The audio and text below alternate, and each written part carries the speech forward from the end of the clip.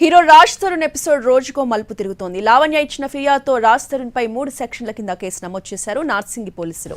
IPC sections 420, 506, 493 కింద case నమోదు చేశారు.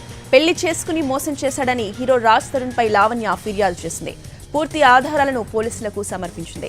త్వరలోనే రాజ్ తరుణ్ కి నోటీసులు ఇచ్చి ప్రశ్నించనున్నారు పోలీసులు. రాజ్ తరుణ్ తో తనకు 10 ఏళ్ల క్రితమే పెళ్లైందని, 10 ఏళ్లుగా తాము కాపురం చేస్తున్నట్లు తెలిపింది. రాజ్ తరుణ్ తనకు అబార్షన్ కూడా చేయించాడని సంచలన ఆరోపణలు చేసింది లావణ్య. దానికి సంబంధించిన పేపర్లను పోలీసులకు అందజేసింది. లావణ్య అలియాస్ అన్విక పేరుతో తాము కలిసే ఉన్నామని, అన్విక పేరుతో విదేశాలకు కూడా కలిసి వెళ్లినట్లు చెప్పింది. మాల్వి వచ్చాకే తమ మధ్య విభేదాలొచ్చాయని అంటోంది లావణ్య. మాల్వి కోసం రాజ్ తరుణ్ ముంబైకి వెళ్లాడని, ఇదే విషయంపై అతన్ని నిలదీశానంటోంది. అప్పటి నుంచి రాజ్ తరుణ్ తనని దూరం పెట్టాడని చెప్తోంది లావణ్య.